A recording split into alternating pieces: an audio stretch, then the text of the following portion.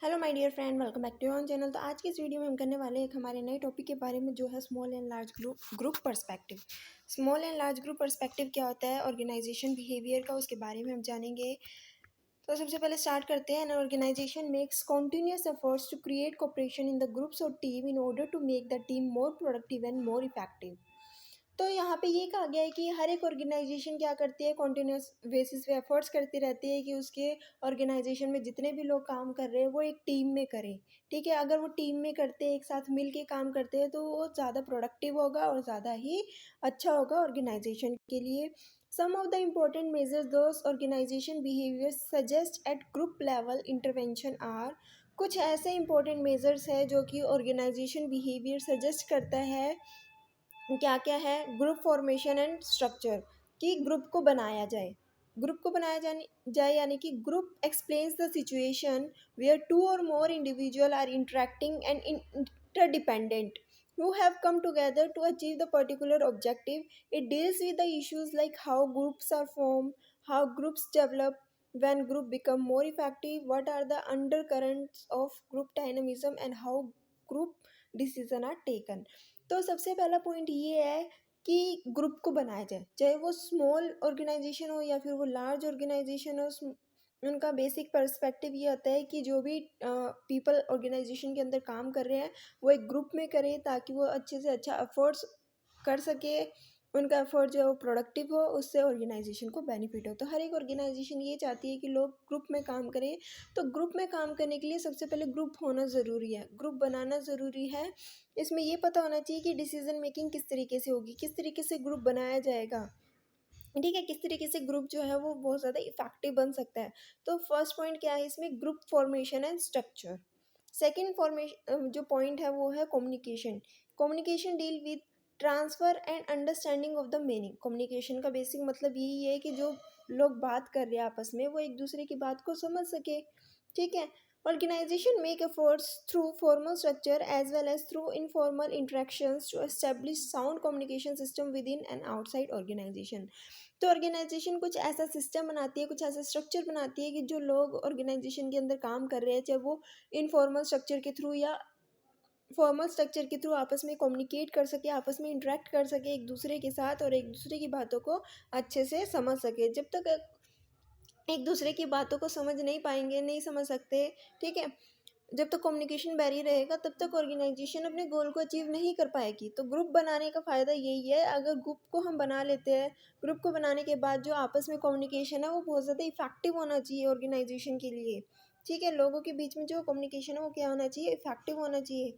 उसके बाद आता है कन्फ्लिक्ट मैनेजमेंट। कन्फ्लिक्ट मैनेजमेंट क्या कहता है, conflict is the process that begin when one party perceive that another party has negatively affected or is about to negatively affect something that the first party cares about. यानी कि conflict यही है कि जब दोनों पार्टी आपस में क्या है, अपोजिट काम कर रही है, दोनों एक दूसरे के अपोजिट काम कर रही है, एक का पॉजिटिव एटीट्यूड है, एक का नेगेटिव एटीट्यूड है, दोनों को एक साथ रख के काम कराया जा रहा है, तो काम इफेक्टिव तरीके से नहीं हो पाएगा।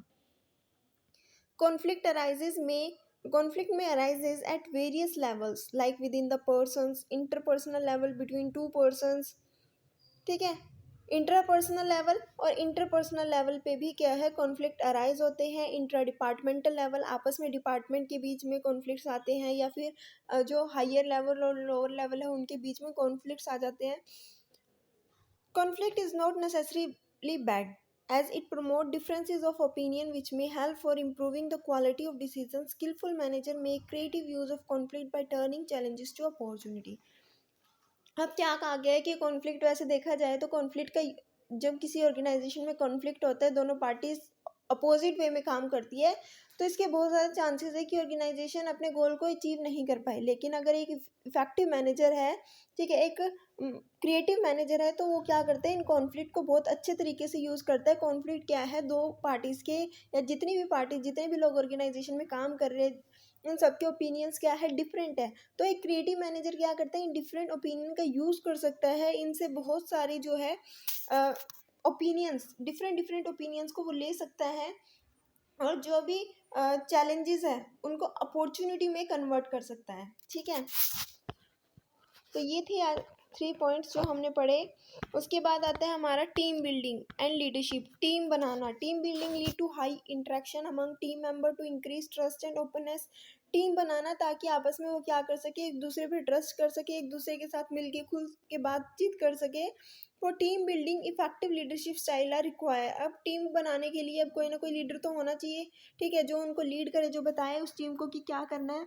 तो leadership is the ability to influence a group towards the achievement of a group. एक टीम तो बना ली, टीम के अंदर डिफरेंट डिफरेंट पर्सन है, हर किसी का बिहेवियर अलग है, हर किसी का परसेप्शन अलग है, ठीक है। टीम बना ली, ग्रुप बना ली, ग्रुप के बीच में ट्रस्ट होना ज़रूरी है, ठीक है, आपस में कम्युनिकेशन करना ज़रूरी है कि वो आपस में सही तरीके से कम्युनिकेट कर सके, ठीक है, कोई बैरियर ना हो। साथ ही साथ एक टीम इफेक्टिव तभी होगी जब उनको कोई लीड करेगा, कोई लीडरशिप होगा, ठीक है।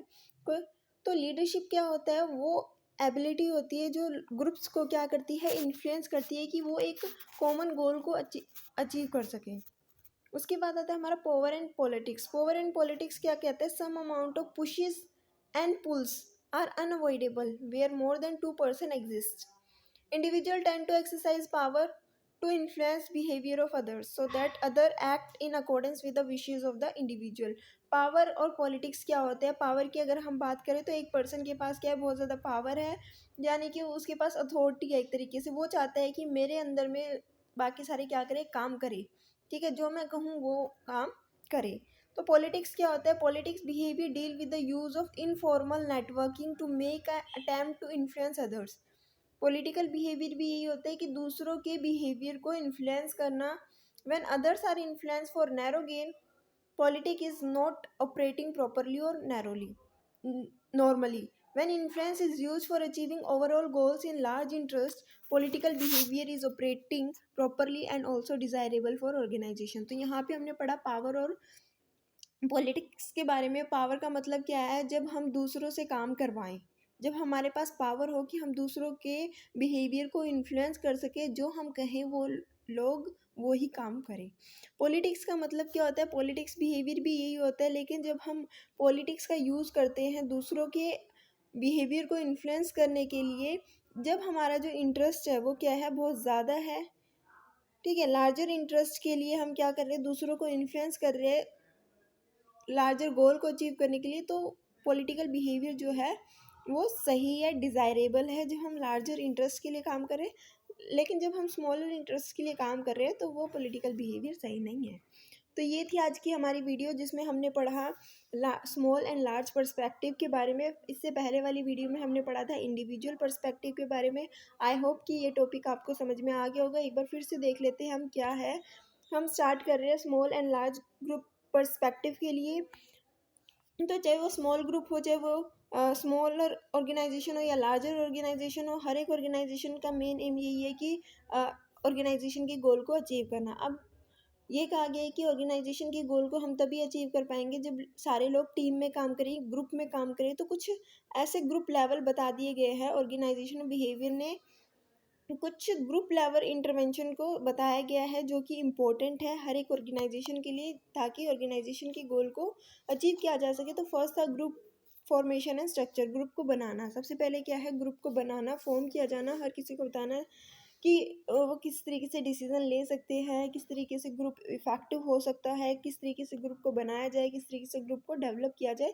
तो ये आता है हमारा ग्रुप फॉर्मेशन और स्ट्रक्चर में। कम्युनिकेशन, यानी कि जो भी ग्रुप्स है, जो भी मेंबर्स आपस में काम करेंगे, एक साथ मिलके एक कॉमन ऑब्जेक्टिव की तरफ काम करेंगे, कॉमन गोल की तरफ काम करेंगे, उनके बीच में जो कम्युनिकेशन होनी चाहिए वो सही होनी चाहिए, एक दूसरे की बातों को समझे, कोई कम्युनिकेशन बैरियर ना हो।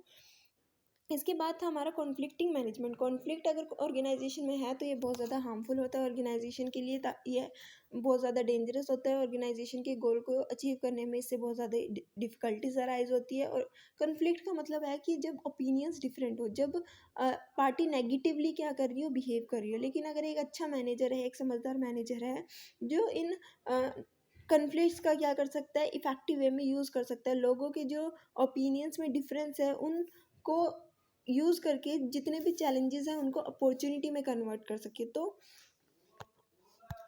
उसके बाद आता है हमारा team building and leadership. Team को बनाना, टीम के बीच में ट्रस्ट को बढ़ाना, और साथ ही साथ आपस में लोग क्या कर सके, एक तरीके से खुल के बात कर सके, बातचीत कर सके। टीम बनाना ही काफ़ी नहीं होता, टीम बनाने के लिए सबसे पहले हमें एक लीडरशिप की ज़रूरत होती है। एक लीडर वो होता है जो लोगों के बिहेवियर को इन्फ्लुएंस कर सके, जिसके अंदर एबिलिटी है कि लोगों के बिहेवियर को इन्फ्लुएंस कर सके कि वो ऑर्गेनाइजेशन के ऑब्जेक्टिव को अचीव करे या कोई गोल को अचीव करे। पावर इन पॉलिटिक्स का मतलब यही होता है, पावर।